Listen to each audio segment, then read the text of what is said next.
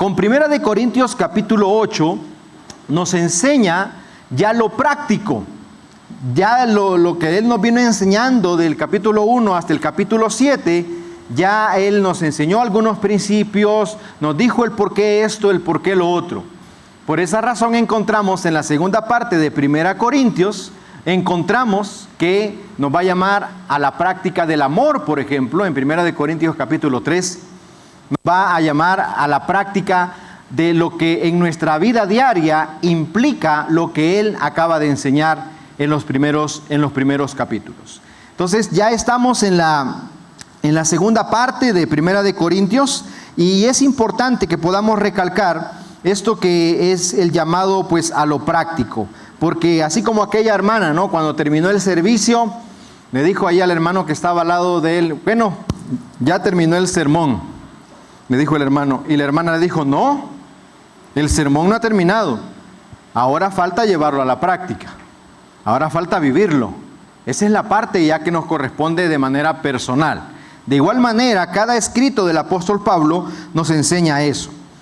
Y la importancia del testimonio, la importancia de nuestra vida, de las acciones, del comportamiento que nosotros mostremos en nuestra vida diaria, hermano, es crucial.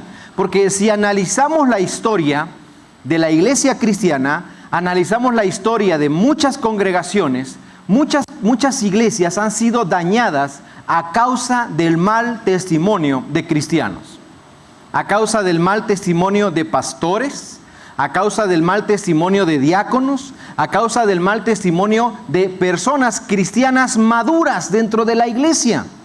Pero hermano, llevarlo a la práctica en nuestra vida diaria es difícil.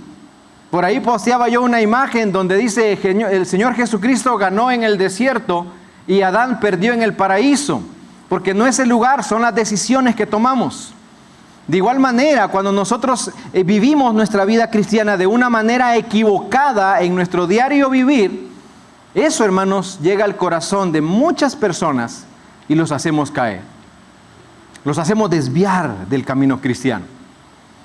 Y lo peor es que no dicen el pastor, sino que dicen, así son todos los pastores, así dicen. Y nos meten a todos en el guacal, hermano. Y no dicen, cuando un cristiano falla, no dice el cristiano, no dice, así son todos.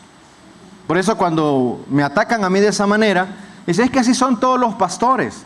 Yo le digo, oiga, conózcanos primero, conózcanos. Yo puedo decir que así son todos los mecánicos, ¿no? Así son todas las personas que están en cualquier área de gobierno, y todo, pero no todos, hermanos, somos así. Habemos peores, amén.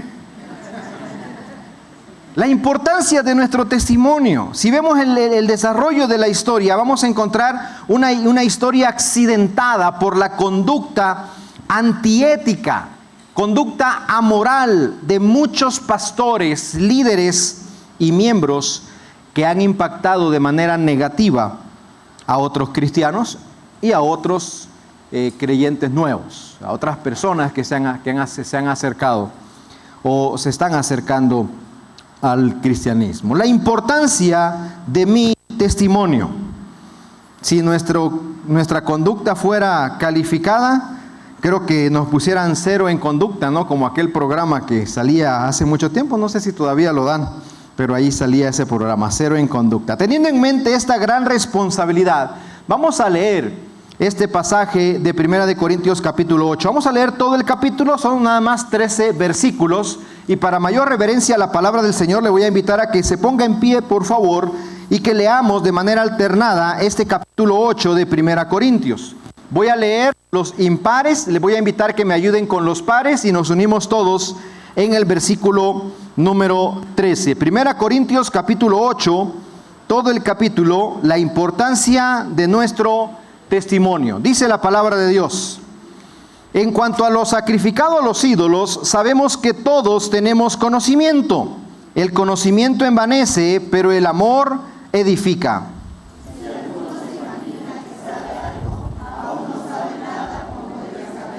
Pero si alguno ama a Dios, es conocido por Él.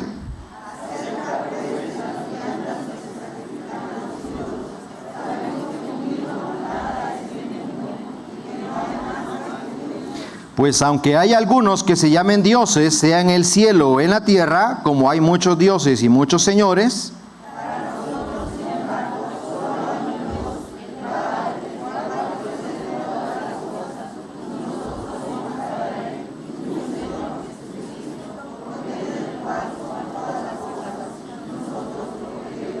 pero no en todos hay este conocimiento, porque algunos, habituados hasta aquí a los ídolos, comen como sacrificado a ídolos, y su conciencia, siendo débil, se contamina.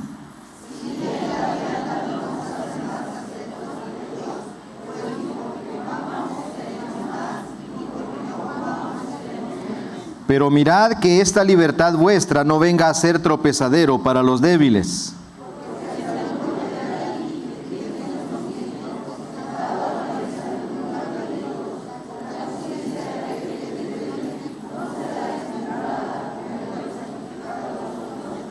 Y por el conocimiento tuyo se perderá el hermano débil por quien Cristo murió.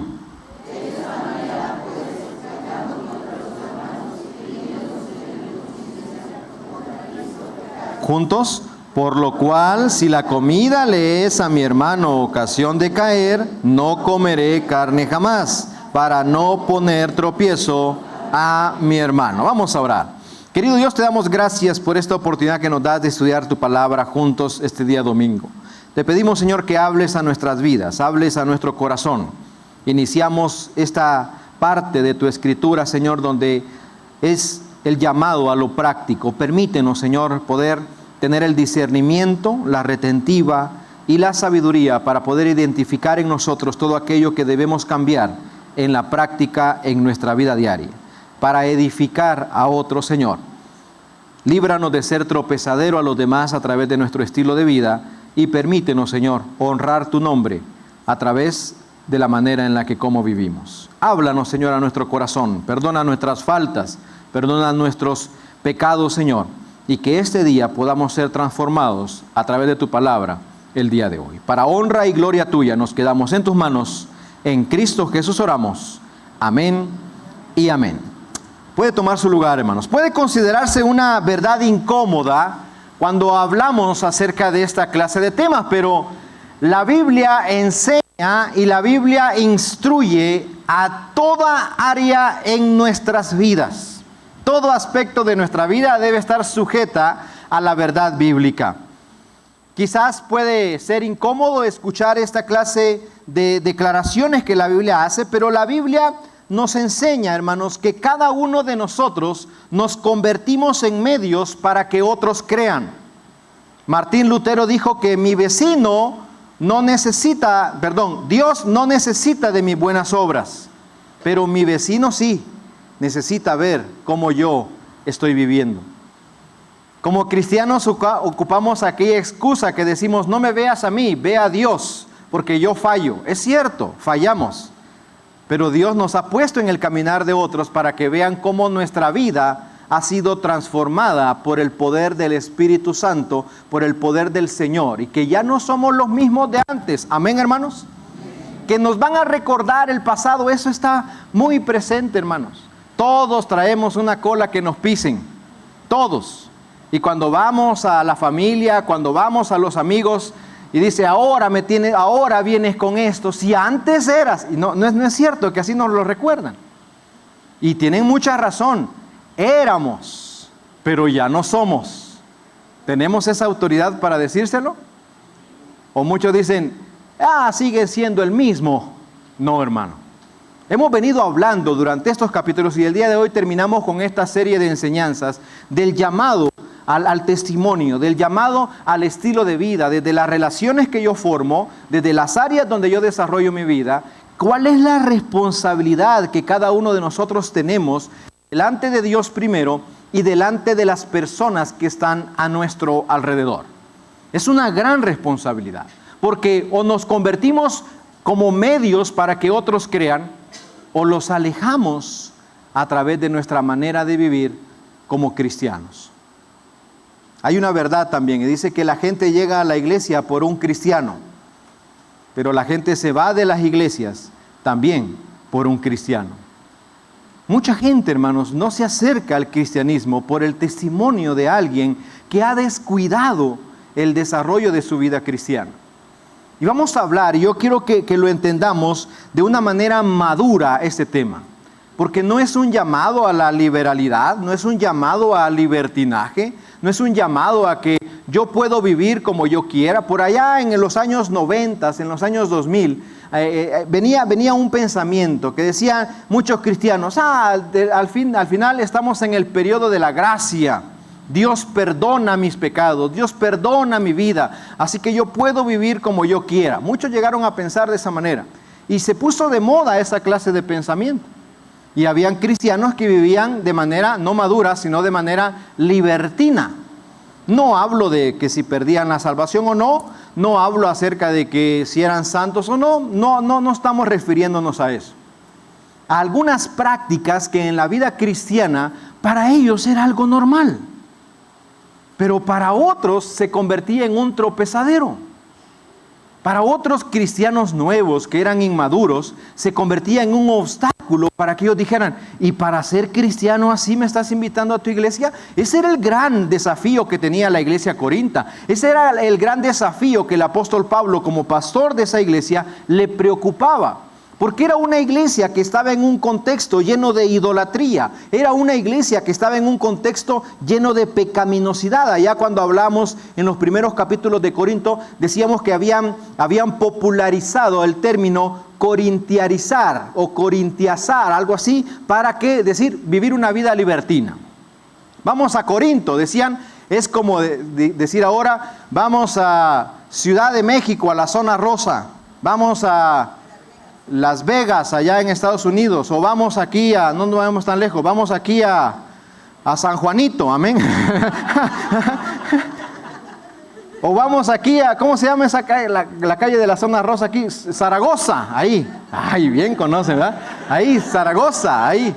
Entonces, se había familiarizado ese término, porque decían los pueblos que estaban alrededor, Corinto fue un puerto.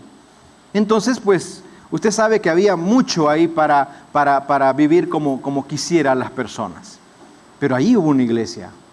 Ahí llegó el cristianismo. Y el apóstol Pablo, la preocupación del pastor, la preocupación del líder ahí, era que no cayeran en unas prácticas en las que en lugar de acercar a aquellas personas que estaban interesadas en el cristianismo, los iban a alejar. Hemos venido hablando y hemos aprendido a través de hermosos textos en la palabra que cuando alguien tiene un encuentro con el Señor Jesús, su vida debe cambiar. En la Biblia encontramos que cuando las personas tuvieron un encuentro con Cristo, su vida nunca fue la misma. Cambió. A eso es lo que apela el apóstol Pablo cuando describe en capítulo 8 todo lo que acabamos de leer. El capítulo 8 tiene que ver con las cuestiones del conocimiento, del amor, de los ídolos, pero también tiene que ver con el hermano más débil. Cuando se está refiriendo al hermano más débil, está hablando a aquellos que están comenzando en la vida cristiana, aquellos que no han logrado una madurez como otros ya la tenemos y que no entienden algunos hábitos, algunas prácticas dentro de la vida de muchos cristianos que se pueden volver tropezadero para su vida. Y la apelación es al hermano maduro, no es al débil, no es al que está comenzando. Por esa razón, al finalizar el capítulo 8 de Primera de Corintios, el apóstol Pablo le dice, si es necesario no comer, no comas de eso, para no hacer caer a otro. La apelación es a aquel que sabe más. Porque entre más sabemos, entre más conocemos, más grande es nuestra responsabilidad. El apóstol Pablo advierte del peligro de poner una piedra de tropiezo en el camino de aquellos que se están acercando al cristianismo, de aquellos que están comenzando en el camino cristiano. Y debemos tomarlo, decíamos, con madurez, debemos tomarlo con esa madurez que cada uno de nosotros debemos entenderlo así y no con liberalidad. No con el pensar de que puedo vivir como quiera o qué es lo que la Biblia me prohíbe. No, la Biblia no prohíbe nada, hermano. La Biblia da principios de vida que si tú los pones en práctica vas a vivir mejor. Tu matrimonio va a ser fortalecido, tu familia va a ser fortalecida, tu vida, tu trabajo va a ser bendecido. son principios de vida, son normas que usted y yo podemos recibir y llevarlas a las prácticas para que nuestra vida sea bendecida y los que están a nuestro alrededor también. Así que debemos tomarlo con madurez. Para nosotros quizás pueden existir prácticas que no son malas. Pueden existir prácticas que no son equivocadas, puede decir así. Pero debemos comprender que esos hábitos, esas prácticas que nosotros tenemos, pueden llegar a ser tropezadero a otras personas. Yo no sé si usted se acuerda, pero yo les informo a los jóvenes del 2010 hasta acá o del 2000 para acá, que antes del 2000 se consideraba pecado ir al cine. ¿Usted se acuerda de eso? ¿Sí?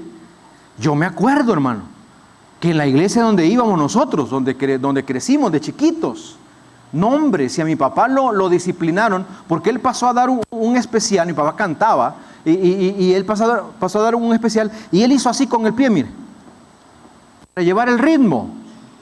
Al finalizar el culto, lo llamaron los diáconos y lo pusieron en disciplina, que por qué había permitido que el pie inconverso, ya ve que tenemos un pie inconverso nosotros, que se mueve con la cumbia, se mueve con todo, ese es el pie inconverso, hermano. Que por qué su pie había hecho así. Lo pusieron en disciplina. Ya no seguimos nosotros en esa iglesia después de unos años.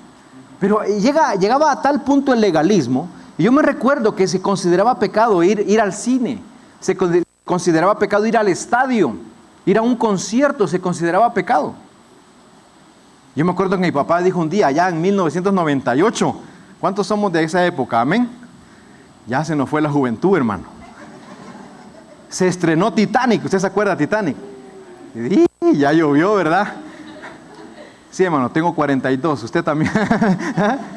¿Y qué dijo? Vamos a ir al cine con mis primos, fuimos al cine a ver Titanic, pero no vayas a decir en la iglesia que fuimos. Porque había un legalismo, había a tal punto donde se consideraba pecado muchas cosas. Ahora ya entendimos, ¿no? Sabemos que no tiene nada de malo eso, que no tiene nada de malo. Ahora también depende de la clase de películas que usted va a ir a ver, ¿verdad? Porque hay una ley moral más alta que el legalismo que existe en muchas iglesias, y la ley moral es la de la palabra, la que Dios apela al corazón de la persona. Claro que nunca voy a llevar yo a mi familia a ver una película de miedo, de temor al cine, por ejemplo. No la voy a llevar a un concierto de reggaetón o algo. No, nada de eso. Sí hay bonitos conciertos. Ya mi esposa me dijo, tienes que llevarme al concierto de Ricardo Montaner cuando venga antes de que nos divorciemos, antes de que nos muramos, me dijo. Antes que se muera él. Hermano, es música bonita, música preciosa. O sea, hay música, hermano, para música, ¿verdad? Para a lo que nosotros queremos, pero vaya, tenemos que tener mucho cuidado. Y hay límite para todo, claro que sí. Por eso decía al principio que debemos tomarlo con madurez. Debemos tomarlo con un crecimiento espiritual, no con legalismo, porque es a lo que está apelando el apóstol Pablo aquí. Se hablan de prácticas que en sí, hermanos, no son pecado. Son prácticas que no son pecaminosas.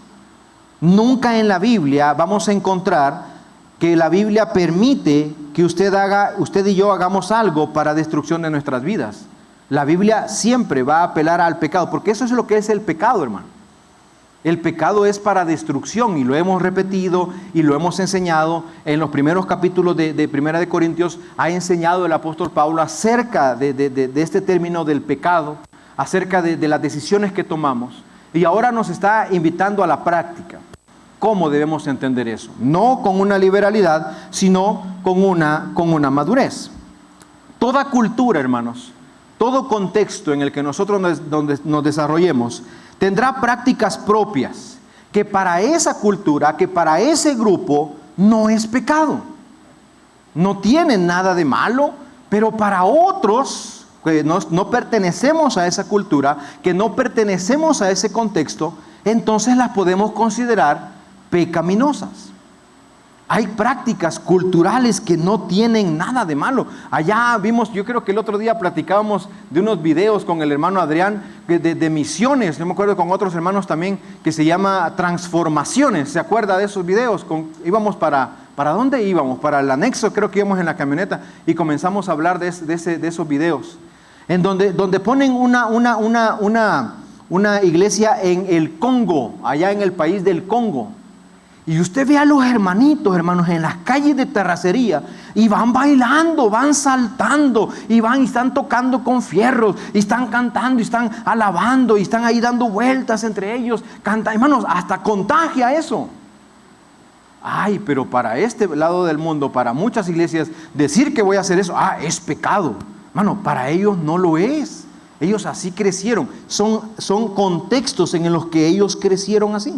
Entonces, hay hábitos en nosotros, hay prácticas en nosotros que así hemos crecido en nuestra familia, en los lugares donde hemos desarrollado nuestra vida, que en sí no son pecado. Pero para otros sí lo puede ser. Entonces, el llamado de la palabra es para que usted y yo, que ya somos maduros en el cristianismo, entendamos que para mí eso no es tropezadero, pero para el otro sí. Y el llamado es, no lo hagas. Ese es el llamado. Porque lo más importante aquí, ya lo vamos a ver, es que el otro sea salvo. No es que yo coma o no coma, que yo haga o no haga. Es que para mí no hay problema, pastor. Yo hago esto, yo hago lo otro, hermano. Por ejemplo, yo les he comentado en mi testimonio que yo batallé con el vicio del cigarro, con la nicotina. Y todavía se me despiertan esos impulsos cuando yo huelo el cigarro.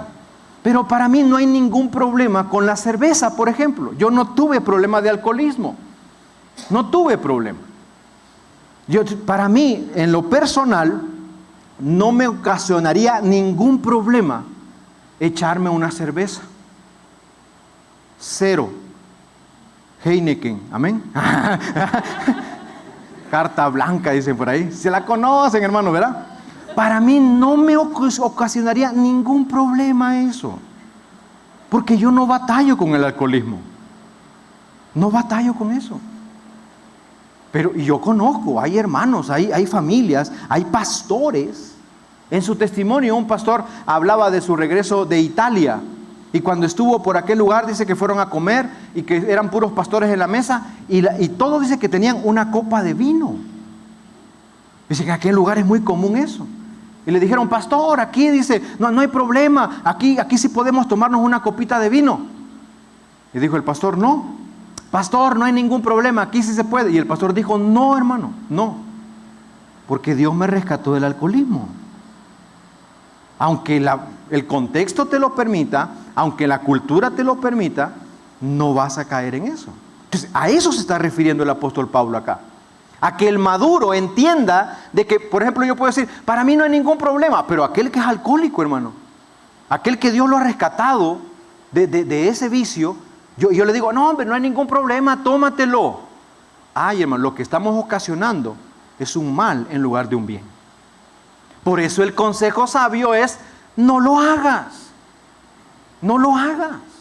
El llamado es a cuidar, y por eso le titulamos la importancia de nuestro testimonio, a cuidar lo que nosotros o cómo nosotros vivimos. Toda cultura tiene ese tipo de prácticas que no son pecaminosas para ellos, pero para otros sí, y puede ser un tropezadero en lugar de ser una bendición. En la iglesia donde estamos en Estados Unidos, compartíamos el templo, éramos 3 grupos. Éramos el grupo hispano, era el grupo ucraniano y era el grupo coreano. Y los coreanos llegaban primero, ellos tenían su servicio muy temprano.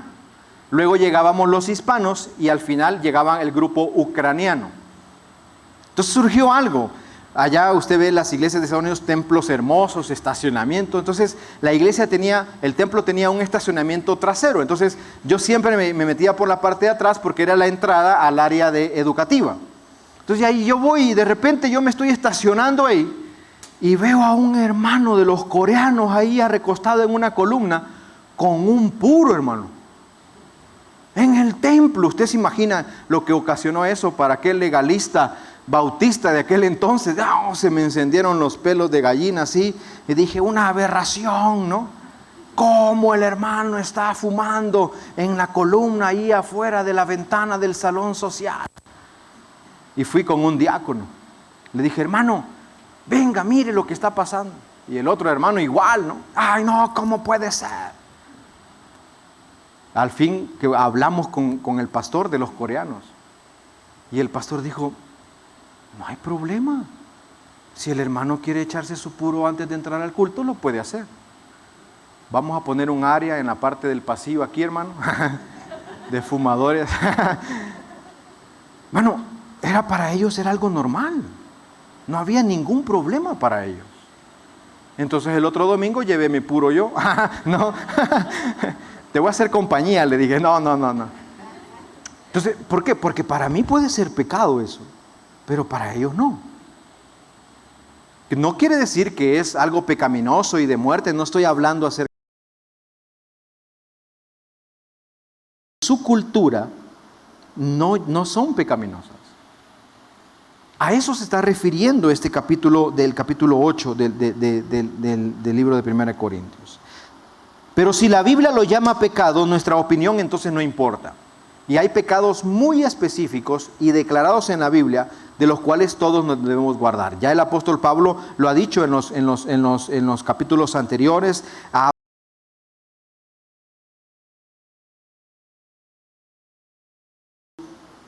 No es que debemos decir, entonces yo puedo seguir viviendo como es. No. Porque cuando venimos al encuentro con Cristo, Cristo nos transforma, Cristo nos cambia. Por eso decíamos al principio que debemos tener este tema, debemos recibirlo con madurez, no con liberalidad. En ningún momento estamos diciendo que está permitido hacer, entonces yo puedo vivir como quiera. Usted es responsable de vivir como usted quiera, pero no demande bendición de Dios si usted está practicando algo que para Dios es una aberración. No demande bendición de Dios. Nosotros podemos hacer con nuestro cuerpo y con nuestra vida lo que queramos. Como aquel joven le dijo, pastor, ¿puedo ir a una fiesta? Sí, puede ir. ¿Puedo tomar? Claro que sí. ¿Puedo fumar? Claro que sí. ¿Puedo endrogarme? Claro que sí. ¿Puedo esto? ¿Puedo? Sí, claro. ¿Y qué es lo que no puedes hacer? Entrar en el cielo. Porque si anhelas todo eso del mundo es porque no perteneces a Cristo. Si anhelas eso, anhelas lo otro, es porque no has entendido el cristianismo. Entonces es necesario que usted y yo lo recibamos de esa manera. Aquí es donde se debe reflejar la madurez cristiana, entendiendo las prácticas, los hábitos de muchas culturas, pero primero a quienes lo estamos practicando. De manera específica, el capítulo 8 está tocando el tema acerca del sacrificio a los ídolos y está hablando acerca de lo que es la comida en sí, y de manera directa está tocando el tema acerca de la carne que se ofrecía en los sacrificios a los ídolos, que para aquel entonces, hermanos, esa misma carne se vendía en las carnicerías del pueblo y para muchos era la carne más deseada, porque la carne que se usaba para el sacrificio era la mejor carne, hermano. Era lo mejor que la gente ofrecía a sus ídolos. Y esa misma carne la traían para venta al mercado, y salían los cristianos de Corinto, los que habían recibido el evangelio, llegaban al mercado y, hermano, pues era la mejor carne. Entonces la pregunta que le hicieron a Pablo es, Pablo, ¿nos contaminaríamos si compramos de esa carne? Esa era la pregunta que le habían hecho a él. Una pregunta muy válida, hermano. Ya vamos a llegar a la respuesta más al final, pero esa carne era una carne muy deseada. Habían altares y ellos ofrecían lo mejor, como hasta el día de hoy, hermano. Como hasta el día de hoy muchas personas tienen una adoración, lo hacen a un ídolo, lo hacen a alguna práctica y dan lo mejor. Y es lo mejor para lo que ellos consideran que es su divinidad. Entonces le preguntaban a Pablo, ¿nos contaminaríamos si comemos? Y otra pregunta que le hicieron, ¿podíamos aceptar la invitación a un hogar de vecinos no creyentes en el cual de seguro se comería esta clase de carne? ¿Podemos convivir con personas que están practicando otra religión, que están adorando a otro Dios? Son preguntas muy válidas, hermanos, que cuando nosotros venimos al cristianismo, nosotros nos las hacemos. Cuando estamos tomando el discipulado, cuando hacemos preguntas a hermanos maduros, a hermanos que ya tienen tiempo en el cristianismo, escuchamos esta clase de preguntas, hermano. ¿Puedo seguir conviviendo con mi familia que no es cristiana? ¿Puedo aceptar invitaciones a las fiestas, a las reuniones que ellos o amigos me están invitando a hacer?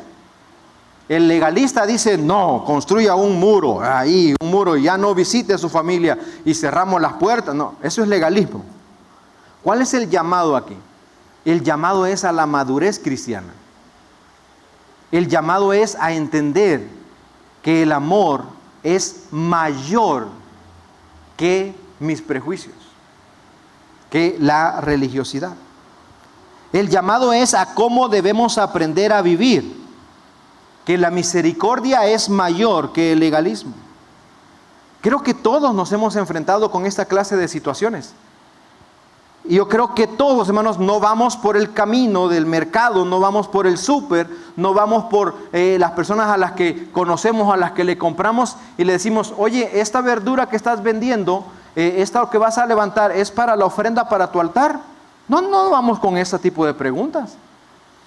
Allá en el Estado de México ponen un tianguis muy grande y yo iba al tianguis a comprar el mercado, a hacer el mercado.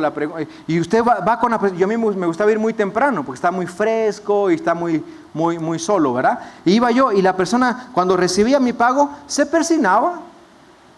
Decía, este es mi persinar. Yo no le decía, no, entonces devuélvemelo porque soy pastor y soy cristiano. No.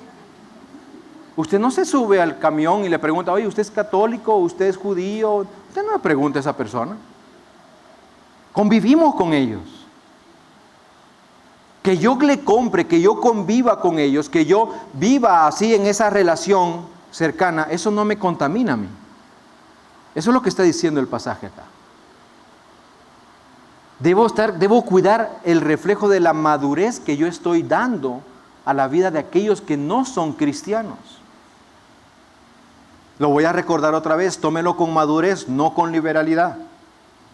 Entonces puedo ir allá con mis amigos que son alcohólicos y puedo seguir conviviendo. Si usted es un alcohólico, no, porque va a caer.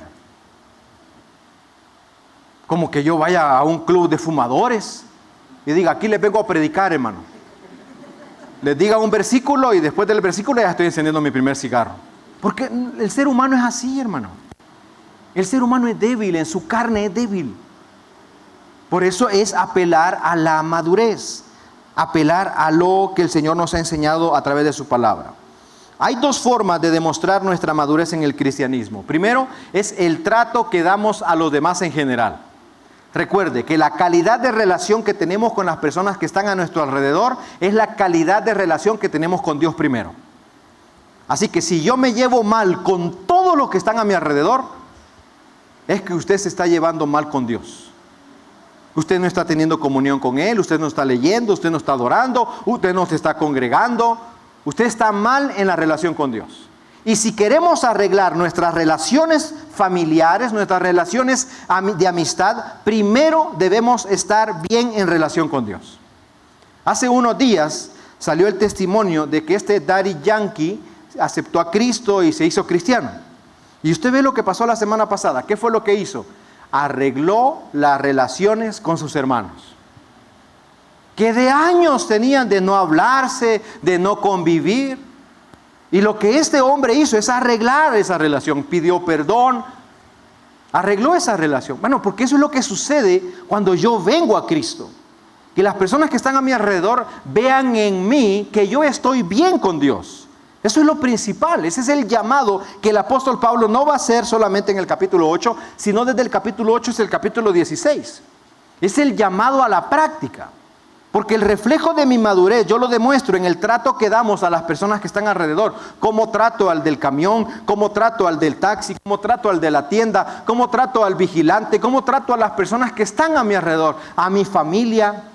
El día viernes tuvimos la reunión de varones.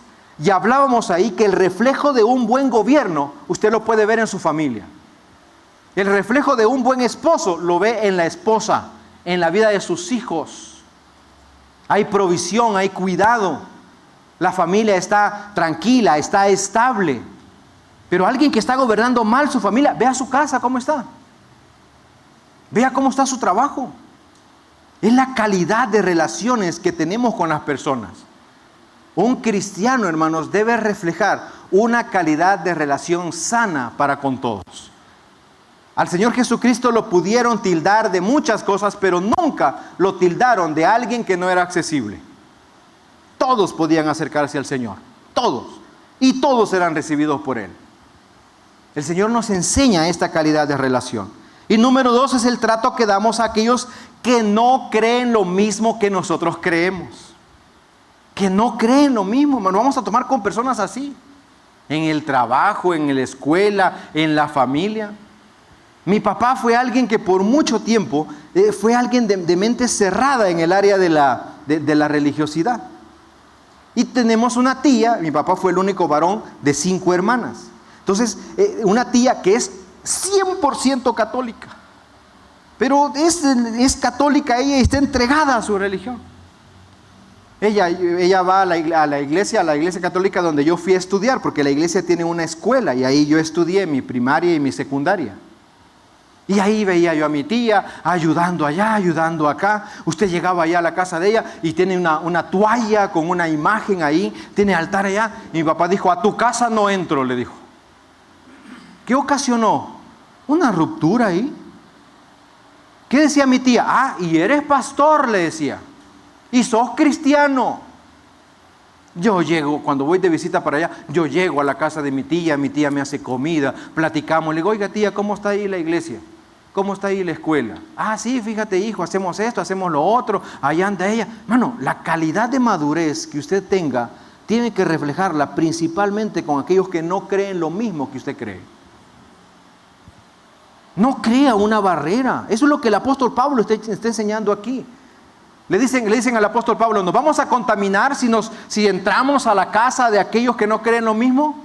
Más adelante el apóstol Pablo dice, no, porque es la calidad de madurez que hay en nuestro corazón.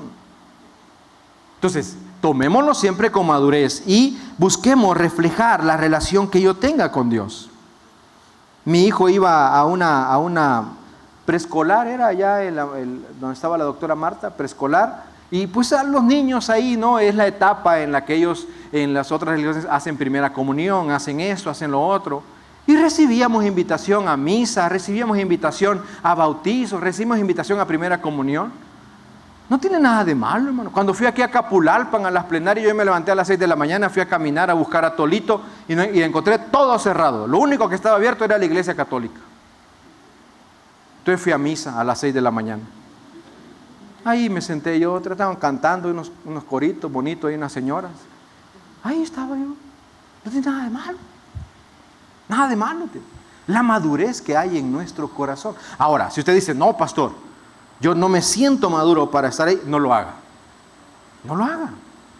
No, yo salí de ahí, pastor, y yo no quiero. No lo haga, hermano.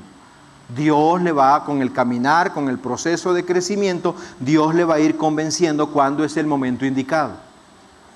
Si usted dice, es que con mi familia no voy a convivir porque ahí, pastor, es alcohol y yo salí del alcoholismo, entonces no lo haga, hermano. No lo haga. Es más importante su vida espiritual en esa área. Ya cuando usted esté más maduro en esa área, más adelante usted, o invítelos a su casa, pues, ya saben que en su casa no hay alcohol, no hay cerveza. Amén, hermanos, no hay, ¿verdad? Entonces, debemos cuidar eso, invítelo, pero no rompa esa relación. No fracture esa relación. No caigamos en ese error, hermano. Necesitamos nosotros tomarlo siempre con esta madurez. Hay personas que son muy devotas a su fe, que son comerciantes con quienes nos relacionamos diariamente. Es la persona que nos atiende en la tienda, la persona que está a nuestro alrededor. Yo les he comentado y les decía en el discipulado, ¿verdad? Y también aquí creo que lo comenté, que antes nos despertábamos con el radio del vigilante ahí afuera de la casa. Y él escuchaba a las 6, 7 de la mañana La Lupe. Ahora yo me levanto escuchando La Mexicana. Y al maestro Brian a las 7 de la mañana, hermano. Entonces, hijo, todo el día, hermano, escuchando. Y escucha al maestro fulano, al maestro, que hasta yo ya me sé la dinámica. A ver, deme su talla de zapatos, su cintura, cuánto pesa, y le hago el cálculo y le digo, ¿quién la está engañando? Es lo que hace él ahí en la radio, así le dice, y le dice el nombre y todo.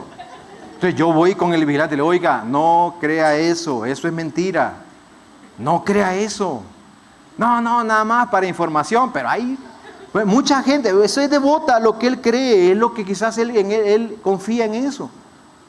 Pero no por eso le vamos a dejar de regalar un pancito, de regalar un cafecito, no por eso no le vamos a dar un guisadito que lo compartimos con él. No, hermano, no formemos esa clase de barreras. Lo primero que nos enseña este pasaje en la Escritura es que mi testimonio debe demostrar que el amor es más importante que el conocimiento. Eso es lo primero. Eso es lo que debemos reflejar en mi testimonio, en mi estilo de vida. Que el amor es más importante que lo que yo conozco, que lo que yo creo. Entre mayor conocimiento tengamos, hermanos, mayor responsabilidad tenemos de nuestro estilo de vida. Entre más continúe creciendo y conociendo del Señor, debo entender que para Él lo más importante es el amor. Es la misericordia. Por eso, en 1 Corintios capítulo 13, versículo 2, Él va a decir, si no tengo amor, nada soy. Porque el llamado a la práctica en las relaciones continuará en estos capítulos. El amor es empático, el amor se identifica con las luchas de los demás. El amor, hermanos, nunca va a ocasionar el mal hacia el otro. Por eso al final en el capítulo 8 dice, si eso hace caer al otro, no lo hagas. Porque hay amor en tu corazón. Porque has conocido a Dios. Porque es más importante el amor que lo que tú has aprendido de manera intelectual. Cuenta una reflexión que en tiempos de la guerra civil allá en Estados Unidos, o no sé si fue en tiempo de la guerra civil, pero había una práctica en los soldados en las que debían cargar un tronco enorme para su ejercicio. Y dice que se acercó alguien en caballo con un sombrero y miró que el batallón o las personas que estaban ahí no podían cargar el tronco. Y el que estaba ahí a cargo de ese grupo les decía, vamos, levántenlo, ustedes pueden. Y este hombre se bajó de su caballo, se quitó el sombrero, llegó y les ayudó y subió el tronco. Y ya comenzaron a marchar y él regresó a su caballo, tomó su sombrero y se subió al caballo. Entonces el soldado encargado de ese grupo le dijo, ¿con quién tengo el gusto? Y le dijo, el general George Washington. Ese es el amor, es la empatía. No juzga nada más. Hermano, nuestro conocimiento no es mayor que el amor.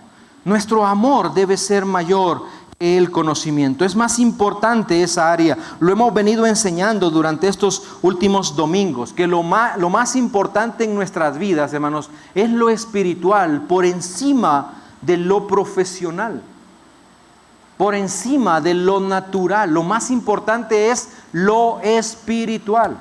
Usted y yo podemos tener licenciatura, maestría, doctorado en cualquier carrera profesional, pero si no tengo amor en mi corazón, no sirve.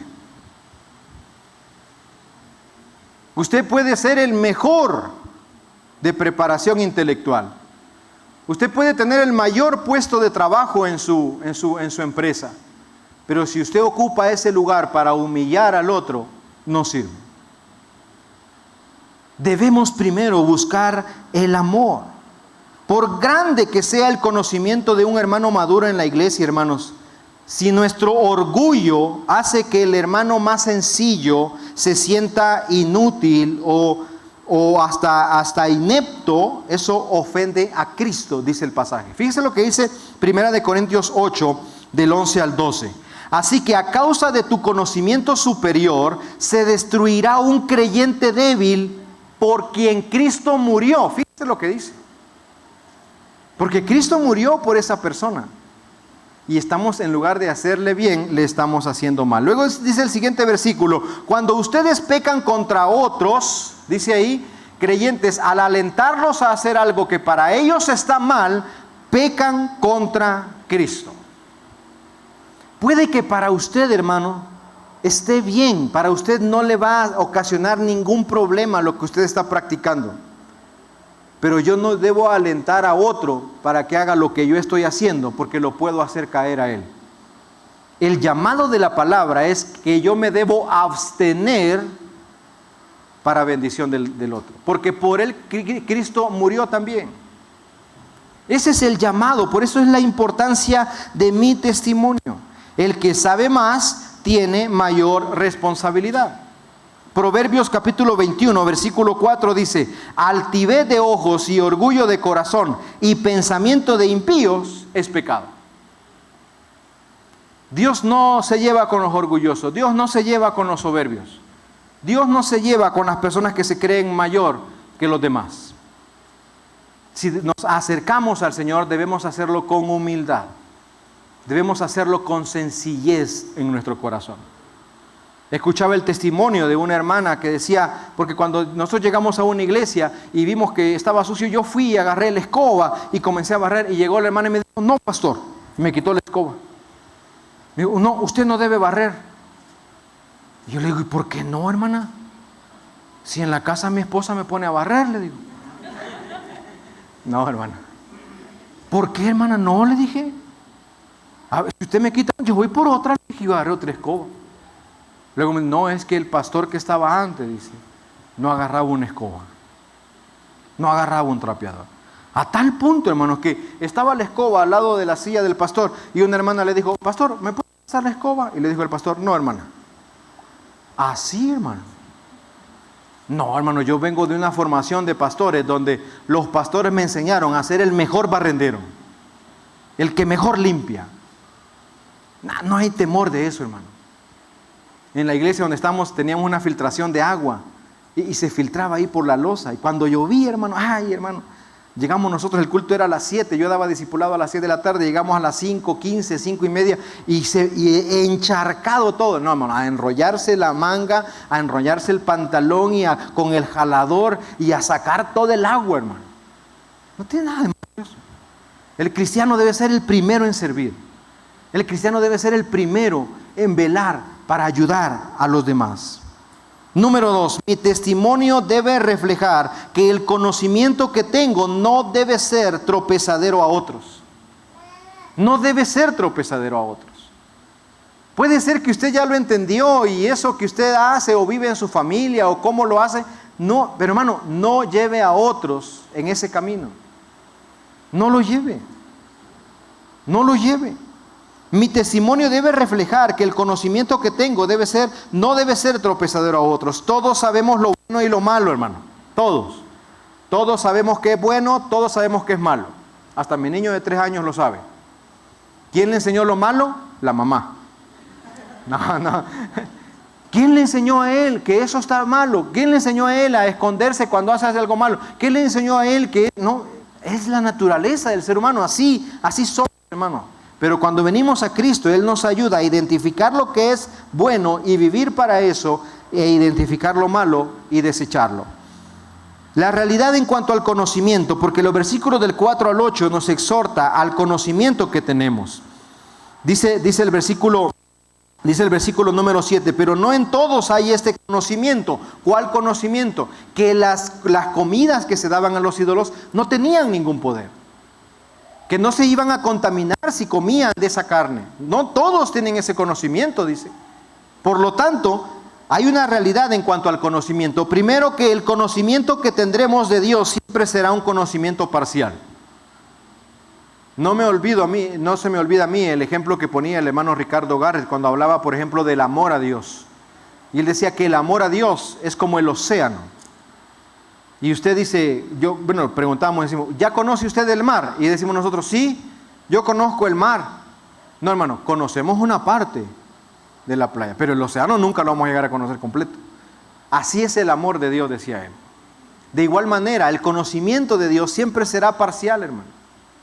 ¿Se acuerda aquella escena donde aquellos legalistas ya habían rodeado a una mujer para apedrearla?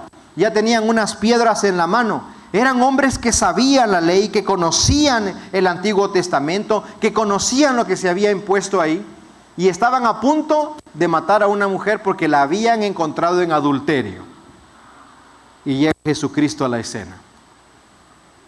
Y Él dice, el que esté libre de pecado, lance la primera piedra.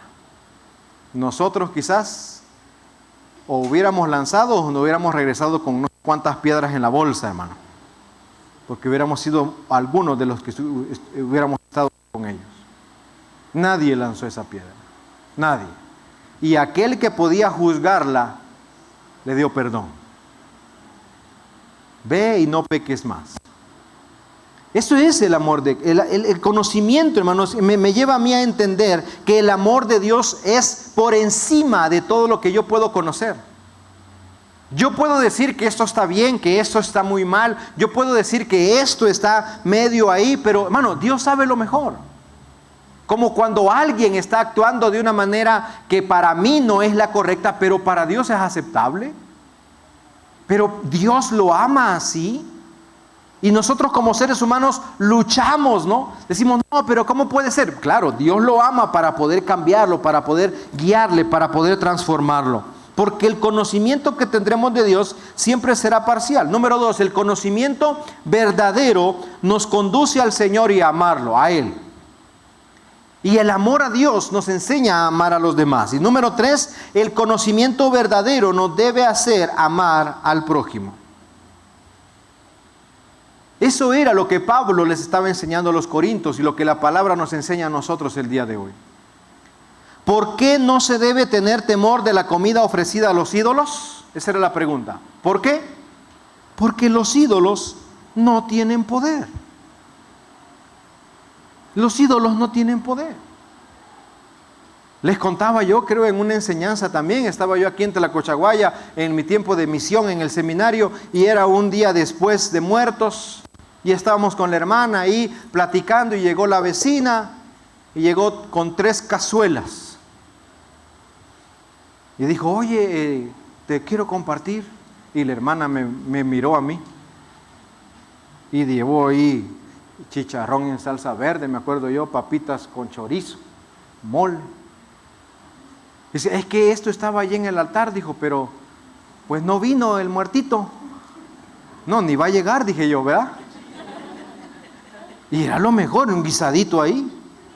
Ya se fue la señora y dijo la hermana, oye, pastor, ¿qué hacemos? ¿Qué hacemos? Dije, hermana, voy a orar por la comida y vamos a comer. Usted sabe lo único bueno que hizo Adán en el paraíso, se lo dije a los varones el día viernes. Comer. Lo único bueno que hizo. Con lo único bueno que hacemos los hombres. Comer. Pero hermano, ¿por qué no tenemos que tener temor de la comida ofrecida? Porque no tienen poder. Nada son en el mundo. Y no hay más que un Dios. Es la respuesta que le da el apóstol Pablo a los corintios. No, ¿por qué debe tener temor usted? Hermano, sí existe el mundo espiritual, sí existe. Sí existe el mundo espiritual, el enemigo y sus demonios. Sí existe eso. Pero un ídolo no tiene poder. Dice el apóstol Pablo que es más poderoso el que está dentro de nosotros que el que está fuera de nosotros. No hay nada, no hay ningún otro poder, hermano. No hay poder más grande sino el poder de Dios. Hay cristianos que todavía le tienen temor a la brujería. Hay cristianos que todavía le tienen temor a lo que las personas pueden hacerle. Le digo yo que en la radio yo escucho ahí, y lo que me da más enojo, hermanos, es que ese sinvergüenza que habla ahí, dice, gloria al Señor. Bueno, digo yo, qué bueno que dice Señor, porque el Señor de él no es el mío. Así dice él. Hermano, no tienen poder eso. Ni en ningún momento, como aquel misionero allá en la sierra de Tepic, Nayarit, llegó y sembró un lugar allá para predicar la palabra. Y después él iba y bajaba de la sierra. Él iba y bajaba. Y una vez dice que estaba allá y vio al chamán, se llama así el encargado del pueblo, de la magia ahí. Estaba parado ahí en la puerta. Ya terminó él el servicio y todo. Y ya iba bajando y lo alcanzó este hombre. Y le dijo, yo quiero lo que tú tienes, le dijo. Porque desde que tú llegaste aquí, yo he intentado toda clase de magia y ni una te ha pegado, le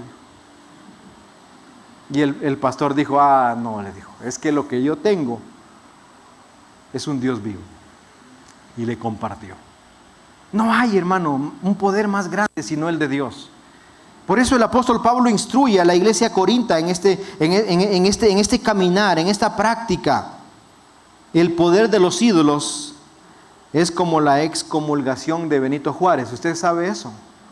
Que cuando Benito Juárez hizo la separación de iglesia y Estado aquí, Dice que le dijo a su general: te me vas, le dijo, al puerto de Veracruz y apuntas todos los cañones que tengamos hacia Roma. Y el general se quedó así. ¿Cómo? Sí. Oiga, señor presidente, pero pues no va a alcanzar a llegar. Es inútil poner los cañones apuntando a Roma porque no le vamos a hacer ningún mal. Y dijo él: así es la excomulgación, no me hace a mí tampoco.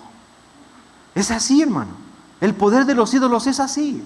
No sirve, no tiene nada en nosotros, porque en nosotros está el poder de Dios. Ahora, asegúrese que usted sea un hijo de Dios. Asegúrese de eso. Porque si usted no es, hermano, hijo de Dios, usted está vulnerable a los ataques del enemigo. Así que lo primero que debe hacer es entregar su vida a Cristo. Es entregar su vida al Señor, es convertirse, es aceptarlo a Él como Señor y Salvador, es reconocerlo como único Dios en su vida. Es a esta clase de conocimiento a la que se refiere el pasaje. No está hablando de una liberalidad. Alguien dijo que en las maneras más sutiles e imperceptibles nos volvemos como los dioses que adoramos. También es cierto, hermanos, si el verdadero Dios es su Dios, entonces usted se irá pareciendo más a Él a medida que lo adore. No tenga temor, pues no hay un poder más grande que el de Dios. Yo visitaba una familia cuando estaba evangelizando, estaba compartiéndole y me invitaron a su casa. Y cuando yo entro a la casa de ellos, era una pared tapizada de imágenes, llena toda de altares. Yo ponía una silla y ahí daba el discipulado. Ahí les enseñaba la palabra de Dios. No tiene ningún poder, hermano. No tiene por qué tener temor de eso. No tiene por qué tener temor si se va a contaminar o no. Si usted va a una misa, si usted va a un culto, a un servicio donde la familia quizás cree de otra manera. Pero siempre apele a su madurez. Siempre. Por eso desde el principio decíamos, la madurez. Si usted no se siente maduro, no vaya. No, eso está bien también. Si usted se siente maduro, vaya. Eso está bien también. Pero debemos aprender a cuidar eso. No tenga temor, pues no hay un poder más grande que el de Dios. Elías nos lo enseña con los profetas de Baal. En Primera de Reyes, capítulo 18, versículos del 20 al 40. ¿Se acuerda de esa historia, no? Donde Elías con los sacerdotes de Baal hacen un altar cada uno y dice: a ver, vamos a clamar al Dios. Y el primero que responde es el Dios verdadero.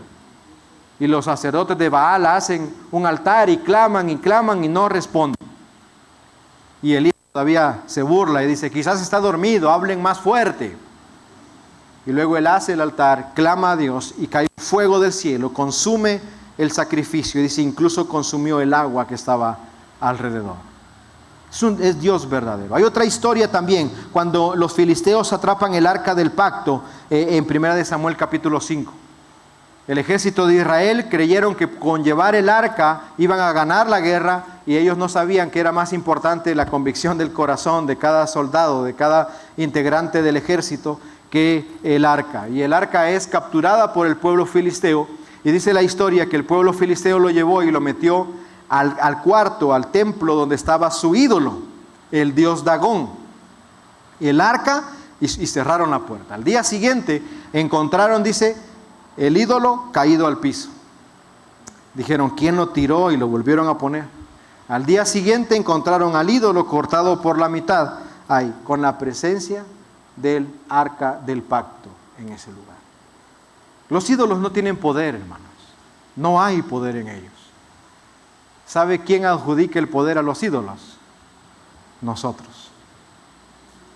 En lugar de darle gloria a Dios, le damos gloria a aquello que hemos convertido en un ídolo.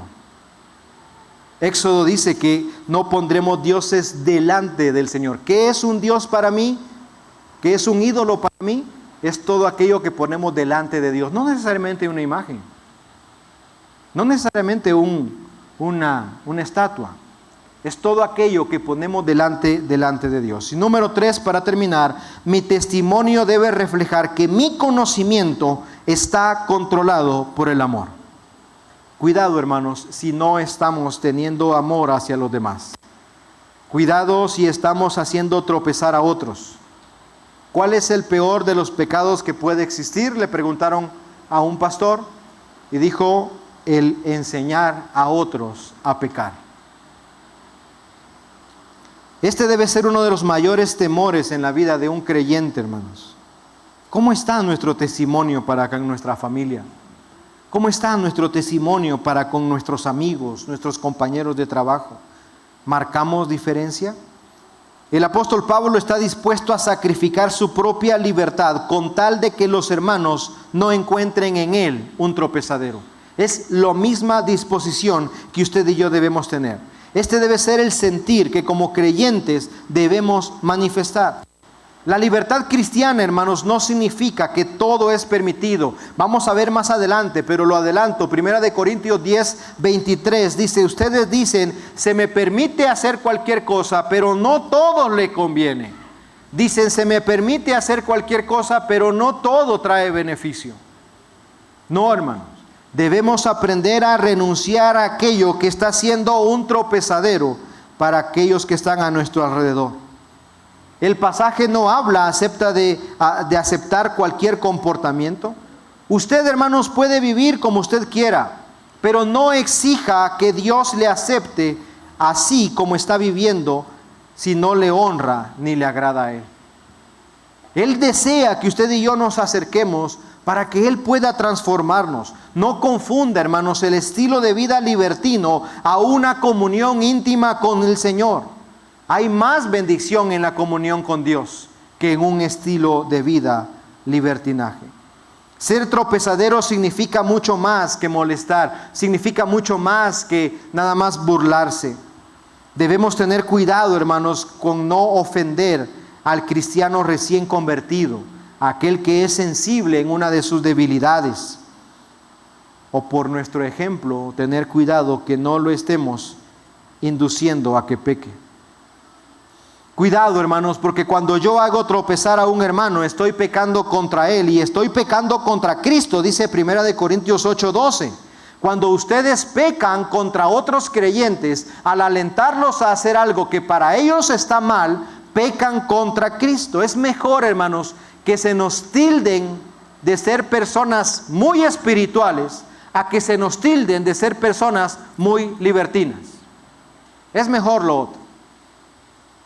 Es mejor, porque en el libertinaje hay un riesgo, hermanos, tan tangible que ha llevado a muchos cristianos maduros a caer en un pecado.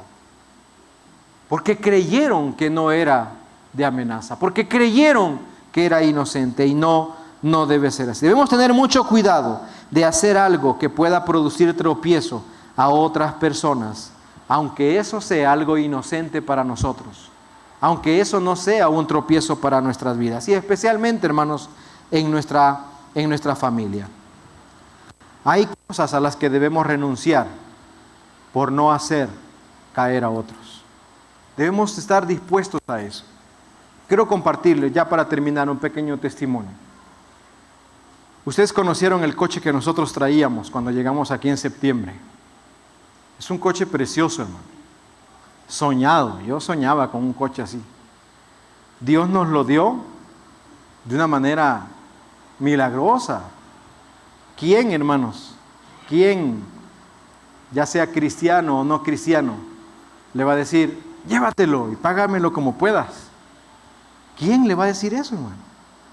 Y para empezar, nosotros no queríamos ese, queríamos otro que el hermano tenía. Y le decimos, hermano, si vende ese, piensa en nosotros.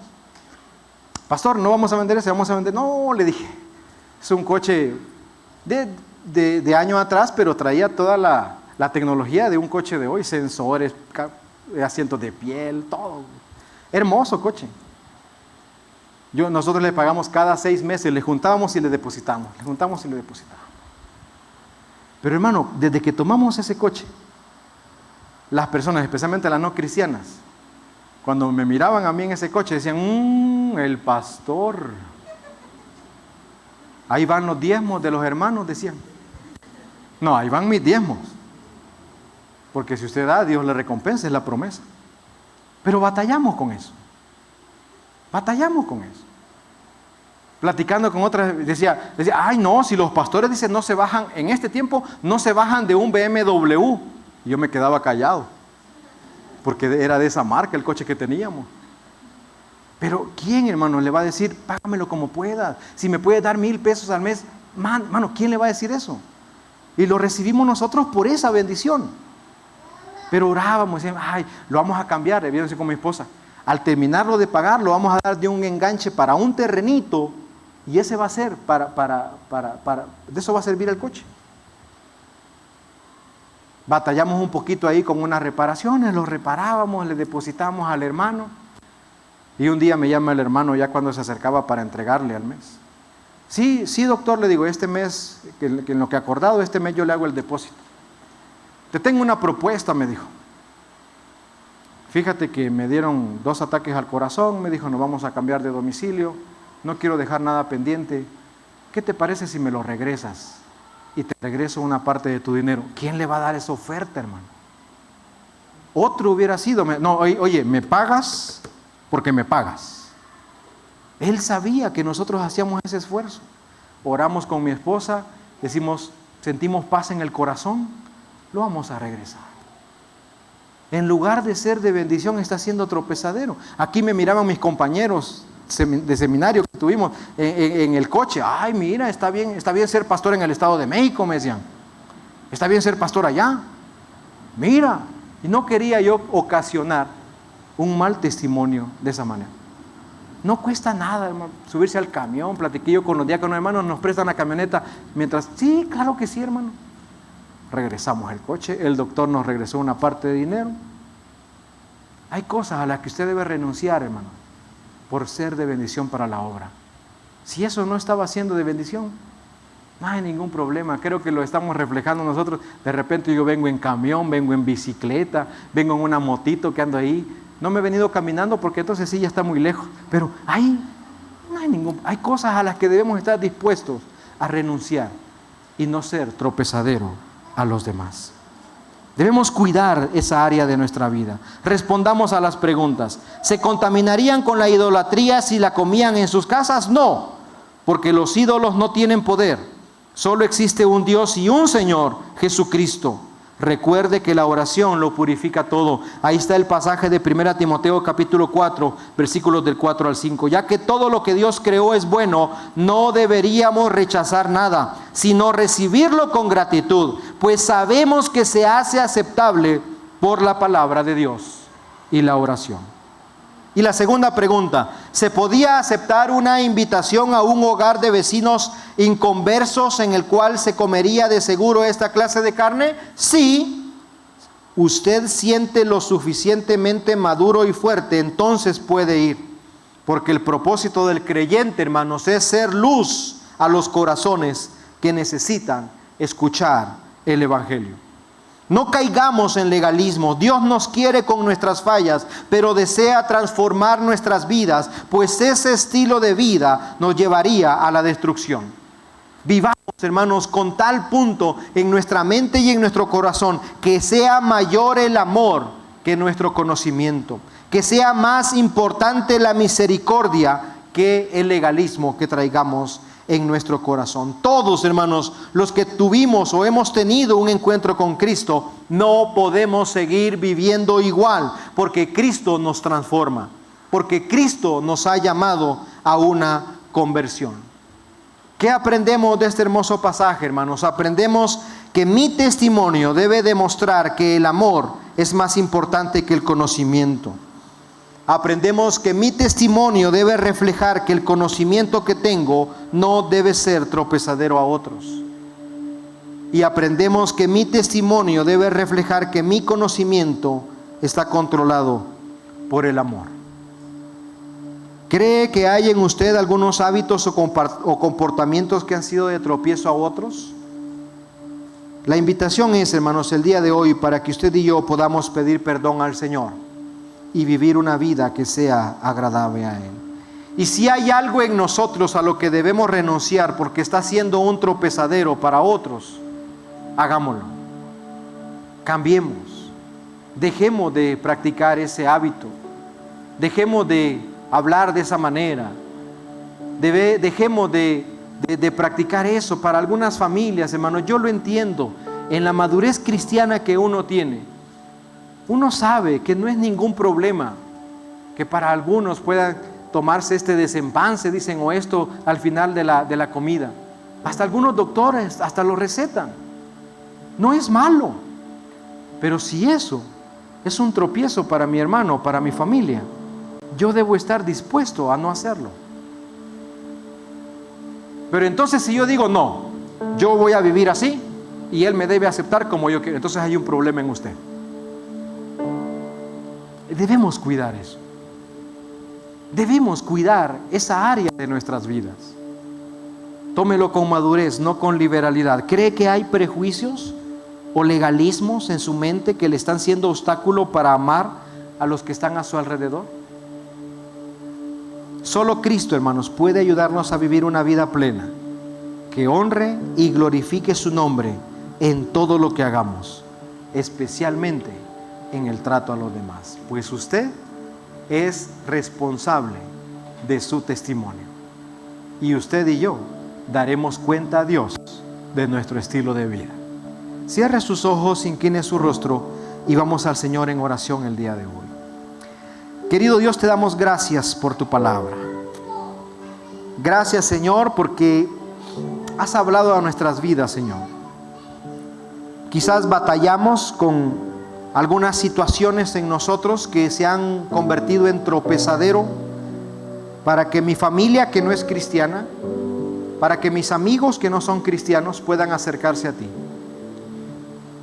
Tú conoces, Señor, nuestras vidas. Tú conoces que para nosotros quizás no es ningún problema eso, pero se ha vuelto un problema para aquellos por quienes tú también moriste en la cruz del Calvario, y para aquellos a quienes tú también quieres salvar. Y nos has puesto, Señor, en el caminar de esas personas para que conozcan cómo tú transformas las vidas. Ayúdanos, Señor, a demostrar eso en nuestro testimonio, en nuestro estilo de vida. Permítenos, Señor, identificar qué es lo que está siendo un tropezadero para el cónyuge que no es cristiano, para mi hijo, para mi hija que no quiere nada contigo. Si hay algo en mí que está siendo un tropezadero para que él o ella pueda acercarse, ayúdame, Señor, a cambiar eso. Ayúdame, Señor, a entender, de acuerdo a la madurez que tú nos estás dando, a que yo soy el que tengo que estar dispuesto a dejar eso. Permítenos, Señor, comprender que tú amas a todos, que tú nos amas tal cual somos, y que no seamos tropiezo a aquellos por quienes tú también moriste, Señor. Perdónanos, Señor, y hacemos un compromiso delante de ti el día de hoy. Aquí si identifico en mi vida aquello que no es bueno, lo voy a rechazar, Señor, lo voy a eliminar, ya no lo voy a practicar. Perdóname, Señor, si he caído en un error, en creerme sabio en mi propia opinión, pero ahora he entendido a través de tu palabra que debo renunciar a aquello que puede ser un tropiezo para otros. Si usted está aquí sin Cristo el día de hoy, la invitación es a que usted pueda acercarse al Señor así tal cual es. El Señor nos ama con nuestras fallas. Para el Señor no existe un legalismo, para Él existe amor. Yo quiero invitarle el día de hoy a que, si Dios ha hablado a su corazón, usted puede entregar su vida a Cristo y decirle: Señor Jesús, hoy te recibo como mi único y suficiente Salvador personal. Creo que eres Dios, que moriste en la cruz del Calvario y que resucitaste al tercer día. Me arrepiento, Señor, salva mi alma el día de hoy. Le invitamos para que se congregue con nosotros, para que aprendamos juntos de su palabra y crezcamos en este conocimiento de la palabra de Dios. Gracias, Señor, por este tiempo. Alabado y glorificado sea tu nombre. En Cristo Jesús oramos. Amén y amén.